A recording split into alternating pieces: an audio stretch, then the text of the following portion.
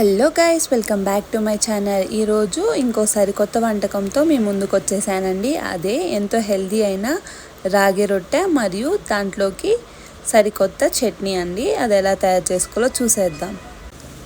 ముందుగా ఒక ప్యాన్ తీసుకుంటామండి. దాంట్లోకి 2 కప్పుల రాగి పిండి తీసుకొని కాస్త వేయించుకుంటామండి. మరీ ఎక్కువసేపు ఏం అవసరం లేదు, లైట్గా అలా వేయించుకుంటే సరిపోతుంది. మళ్ళీ అదే ప్యాన్లోకి కొద్దిగా జీలకర్ర మరియు ఆవాలు వేసుకుంటామండి. సో వేసుకున్నాక ముందుగా తరిగి పెట్టుకున్న ఉల్లిపాయలు కూడా వేస్తాము. వేసి దోరగా వేయించుకోవాలండి. అలాగే పచ్చిమిర్చి కూడా యాడ్ చేసాము. సో కాస్త దోరగా వేగాక దాని తర్వాత ముందుగా తురిమి పెట్టుకున్న క్యారెట్ని దీంట్లో యాడ్ చేస్తామండి. కట్ చేసిన ముక్కల కన్నా తురిమింది వేయడం వల్ల ఈజీగా తినేయచ్చు. సో అవి వేసి మంచిగా ఫ్రై చేసుకుందామండి ఇంకాసేపు. సో దాని తర్వాత మనం 1 స్పూన్ పసుపు వేసాము. అలాగే కొత్తిమీర వేసుకొని మళ్ళీ బాగా దోరగా వేయించుకున్నాము. సో బాగా వేయించి పెట్టుకున్నాక ఇలా వస్తుందండి. దాని తర్వాత ఇది పక్కన పెట్టేసుకుందాము. నెక్స్ట్ ఇంకో ప్యాన్ తీసుకొని దాంట్లో 1 కప్ ఆఫ్ వాటర్ పోసి సరిపడా ఉప్పు వేసి అలాగే 1 స్పూన్ నెయ్యి అయితే వేసుకుంటామండి. వేసుకొని బాగా మరిగాక మనం ముందుగా తీసి పెట్టుకున్న వేయించి పెట్టుకున్న రాగి పిండిని దీంట్లో యాడ్ చేస్తామండి.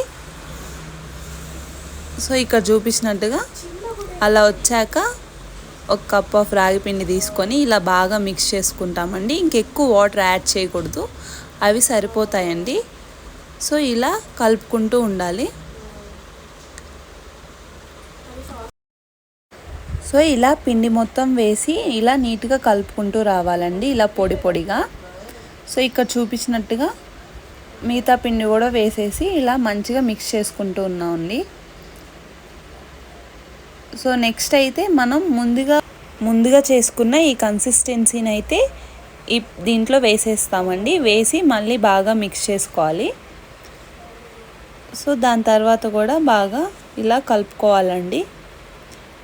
సో నెక్స్ట్ అయితే దాన్ని మూత పెట్టేసి ఒక 3 మినిట్స్ పాటు అలానే ఉంచేద్దాము. సో ఇందాక ఉప్పు వేయడం మర్చిపోయాము, అది ఇక్కడ యాడ్ చేస్తున్నామండి, సరిపడా ఉప్పు.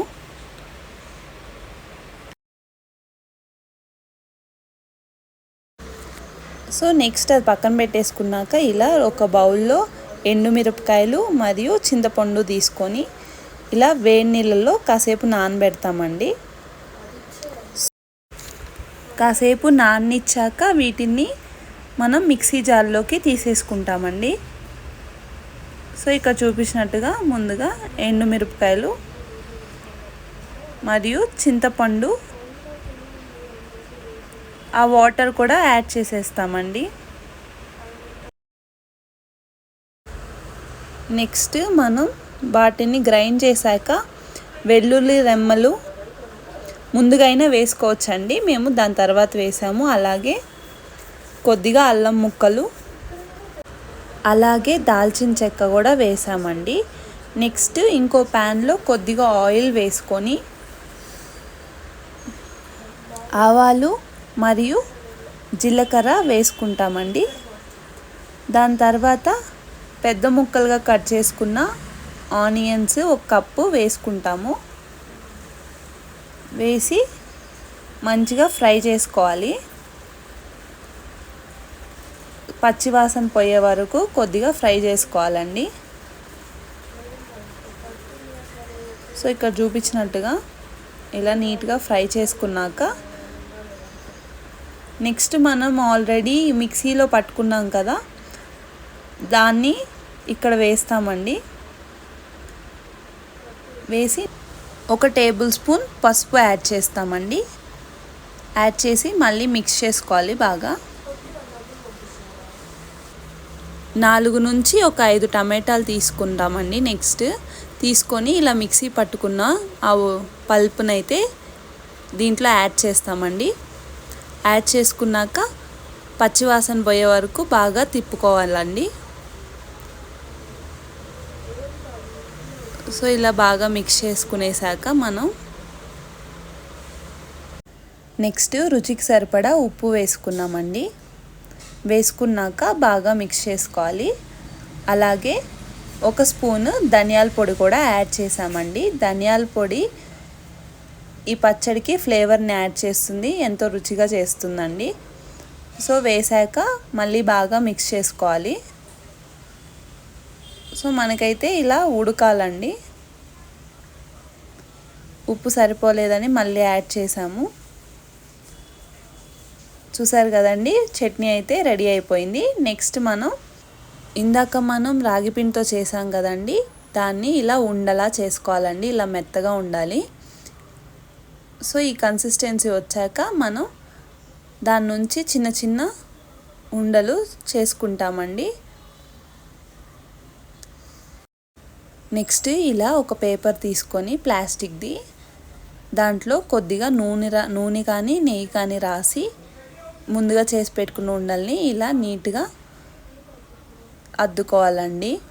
యాక్చువల్గా మనం చపాతీ చేసే కర్రతో అయినా రుద్దుకోవచ్చు, కానీ జొన్న రొట్టెల్ని ఇలా చేత్తో చేస్తే బాగుంటుందండి. సో ఇలా నీట్గా అద్దుకోవాలి.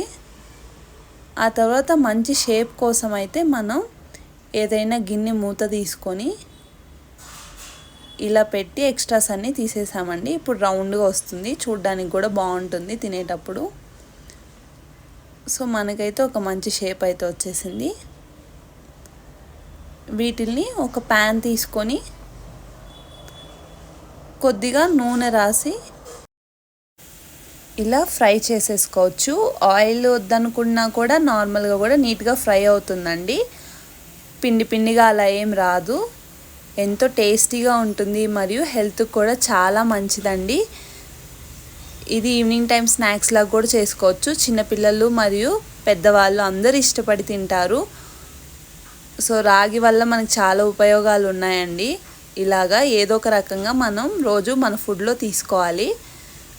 సో మీరందరూ కూడా ఈ రెసిపీని చూసి అలాగే మీరు ఇంట్లో ఎలా వచ్చిందో నాకు కింద కమెంట్ బాక్స్లో కమెంట్ చేయండి. Thank you for watching. ఇంకా మరిన్ని కొత్త వంటకాల కోసం please do like, share and subscribe to my channel.